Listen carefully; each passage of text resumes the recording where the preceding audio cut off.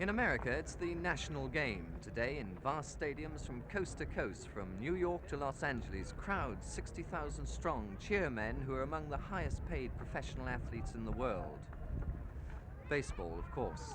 But the game the world regards as the all-American sport began, you may be surprised to know, in Gloucestershire.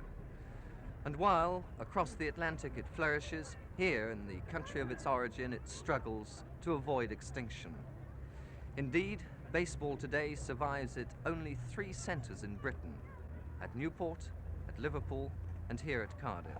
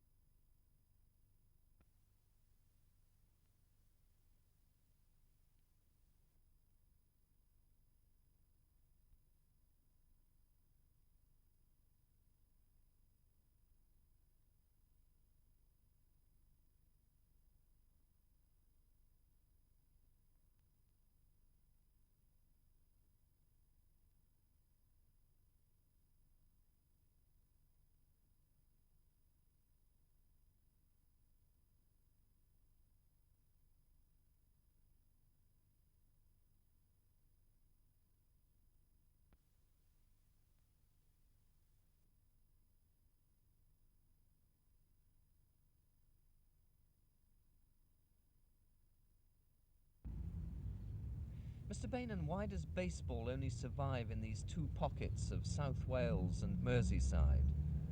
Baseball requires a larger pitch on which to play it than even cricket. And at present, there are very, very few places available in the whole of South Wales and the remainder of Wales where they have the land available. And was the game ever played outside these 2 areas?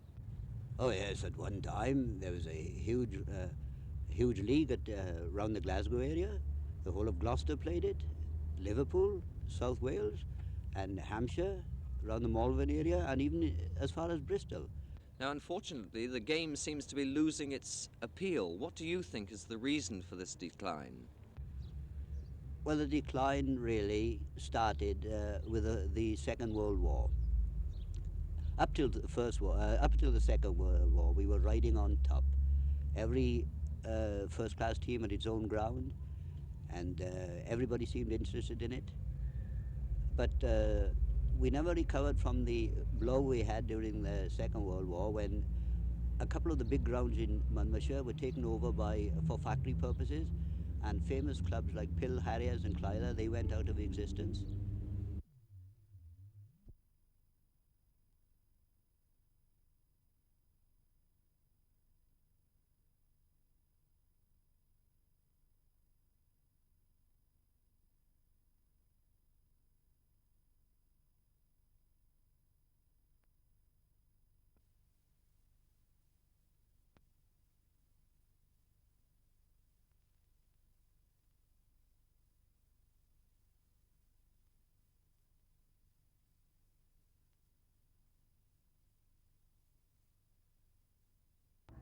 In the boom years of baseball, way back in the 30s, an international game like this would have attracted a crowd of anything up to 20,000 people.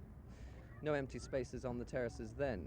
But over the past 10 years or so, the number of people going to watch baseball matches has been getting smaller and smaller, and the number of players fewer and fewer.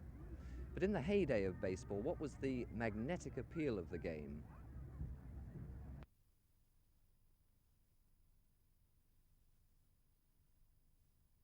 Well, feeling, it was partisanship, it was deep, it was full of fervour, and every Saturday afternoon was International Day. In my case, it was making our way to the Mall to watch Grange Albion and Harry Bewley, Tommy Denning of Splat US, great Cardiff sides, Percy Smith, Charlie Williams of Pennyland, and the Newport men, Cael and Billy Gray of Clyde Villa, Pablo Manley of Pill Harriers. They were the giants of our day. Now, what brought about this big boom in baseball in the 30s? The game had been growing in the 20s, and I grew up in the 30s, and then unemployment was with us, the sombre, dark years of mass unemployment, and it meant that the crowds, people wanted something. In fact, baseball, I think, was salvation in a way. It was something for people to look at and think about. There was the crowd swelled to thousands upon thousands, and crowds of fellas only had to get a hold of a bat and a ball, and they had a game, something to do. Now, what about these tales of bowlers bowling as fast as Fred Truman? Well, there's always been fast bowlers in this game, and people say all rounders, oh, that's ball in the hand, it's a girl's game. But this game is a man's game, a man-sized game, although ladies and girls played in our area. And people like Paddy Hennessey and John Clemens bowled the ball almost as fast as 90 miles an hour. And you stand on those pegs with a small bat and face the ball coming at that speed. You need to be a man, and an outsized man at that.